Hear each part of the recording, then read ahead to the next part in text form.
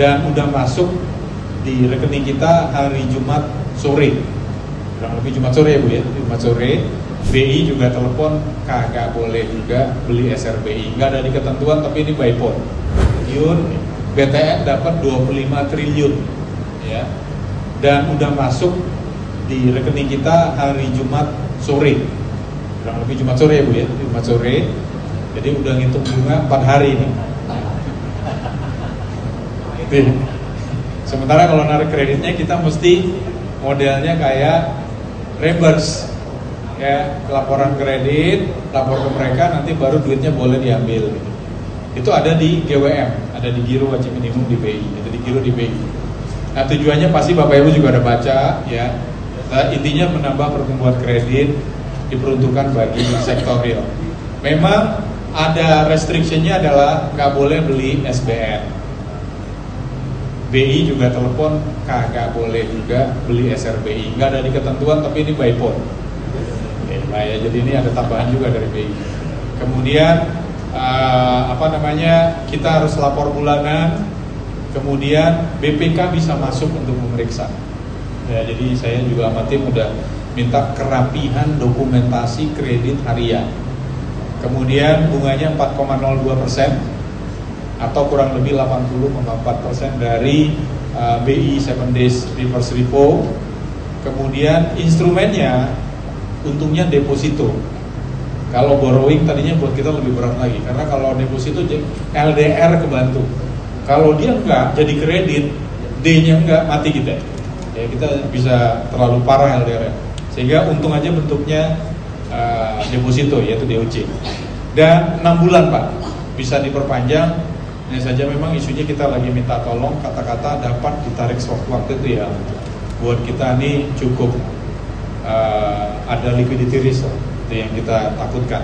Tapi itu kita lagi bahas dengan mereka untuk bisa di take out kata-kata dapat ditarik sewaktu-waktu. Karena kalau itu untuk perhitungan LCR nggak bisa dihitung ya, karena nggak dihitung sebagai liquidity. Liquidity itu minimal rasio LCR 1 bulan ya, jaraknya. Kemudian kita juga menyebabkan nanti RIM kita akan turun gitu ya, karena RIM kita di bawah 85 sehingga GWM kita jadi naik lagi. Tapi kita lagi kejar supaya RIM kami naik ke angka di atas 85 dengan cara ekspansi kredit. Kemudian kita juga mendorong supaya pertumbuhannya bisa naik kurang lebih antara 9 sampai 11% gitu ya, lagi kita dorong ke depannya. Yang paling besar tadi kan yang 2 kali 10 kg itu sekitar 7 triliun. Sudah ada uangnya kami sediakan, bukan berarti defisitnya melebar, tapi saya bisa perkirakan tuh setiap tahun tuh penyerapannya berapa sih anggaran kita. Tahun lalu kan ada sisa juga, saya bisa hitung sisanya berapa. Jadi daripada sisa, tinggal 3 bulan lagi mungkin nggak kepake, saya pakai ke sana. Jadi ini hanya optimalisasi penyerapan anggaran supaya berdampak bagi perekonomian tanpa merubah defisit terlalu signifikan. Nanti kalau ekonominya tumbuh lebih bagus kan, kalau kita asumsikan rasio tax ratio-nya konstan, kalau PDB-nya tumbuh lebih cepat kan tax-nya lebih cepat juga. Jadi mungkin dampaknya ke defisit cenderung netral itu positif. Tadi kalau apa tadi? Oh, yang bunga ya. Enggak, bunganya itu pada dasarnya ya. Ini kan 200 triliun sudah masuk ke sistem. Uang itu bisa dipakai untuk Koperasi Merah Putih kalau sudah siap, dan kami ada instruksi ke perbankan kalau mereka pakai untuk Koperasi Merah Putih, otomatis bunga yang kami charge ke mereka lebih rendah, jadi ke 2% dari sebelumnya sekitar 4% ya. Jadi otomatis seperti itu. Jadi nggak ada lagi cost tambahan bagi Himbara ya. Jadi harusnya sih akan berjalan mulus. Cuma nanti kita gebrak-gebrak biar lebih cepat aja. Baik, masih ada? 2 lagi ya, silakan Mas. Untuk Pak Purbaya mungkin Pak, saya Herdi dari Detikom Pak.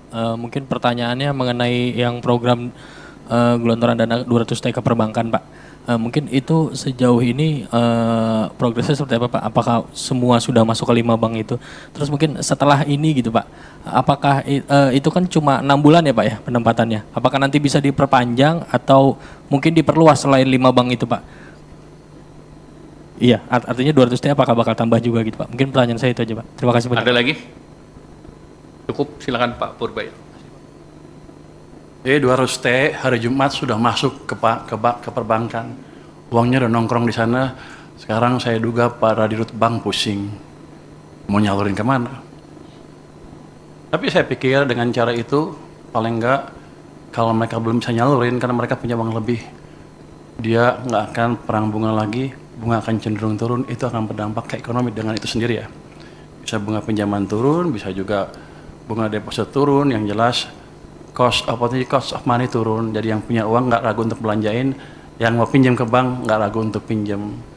Untuk alokasinya sebetulnya niat saya adalah suka-suka banknya. Tapi kalau banknya agak bingung, nanti ada guidance di mana mereka bisa memanfaatkan uang itu untuk membantu program-program unggulan pemerintah. Jadi win-win solution ya. Jadi kalau mereka bisa pakai saluran ya salurin, kalau nggak bisa ya ke situ. Jadi mudah-mudahan, hampir pasti ekonomi akan berjalan lebih cepat. Setelah 6 bulan, saya udah hitung, ini pertanyaan banyak orang, apakah setelah 6 bulan akan ditarik oleh pemerintah. Saya bisa hitung bahwa biasanya uang pemerintah yang disimpan di bank sentral itu lebih di atas itu. Jadi kalau 200 triliun aja tidak akan mengganggu kondisi saya.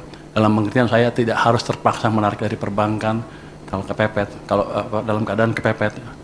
Jadi harusnya itu jumlah yang cukup sustainable untuk di bank maupun untuk perpurata pembiayaan program pembangunan yang lain. Enggak, taruh aja di situ terus. Saya nggak perpanjang. Biar seperti itu. Jadi ini kan nggak ada termnya sebetulnya.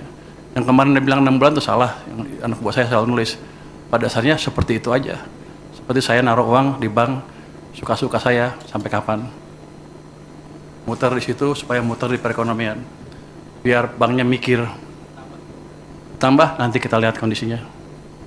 Sekarang aja udah pusing lu minta tambah. Lu ngomong ke dirut bank deh. Dia udah pusing. Aduh, dikasih duit banyak nih. Aduh. Tahu nggak Anda? Pada waktu saya mau nyalurin 200 triliun, banknya bilang apa? Saya hanya sanggup menyerap 7 triliun. Saya bilang enak aja. Kasih ke sana semua, biar mereka mikir. Jadi bukan saya lagi yang mikir, mereka yang mikir. Baik, terima kasih Pak Menteri Keuangan, terima kasih Bapak, Ibu, teman-teman media cetak, media elektronik. Assalamualaikum warahmatullahi wabarakatuh.